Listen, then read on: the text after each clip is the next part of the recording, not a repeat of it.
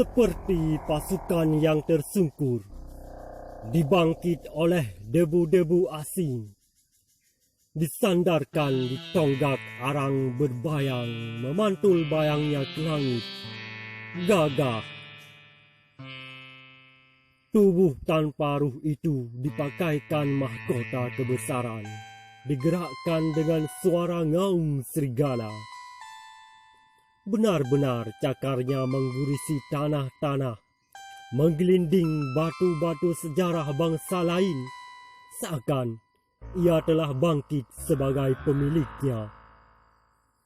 Manusia yang telah kehilangan raja-raja, mereka terpaksa tunduk, menunduk menanti diperintahkan, menyeberang bara api dengan setia, menyiksa diri, tak sadar. Hampir 2 abad, dari balik sayu kelopak mata langit, menitik kekecewaan dan rasa sedih merajuk di angkasa kehidupannya. Bayang-bayang itu terkadang rapuh, terkadang angkuh. Ketika rapuh, tibanya pilu merajuk meminta.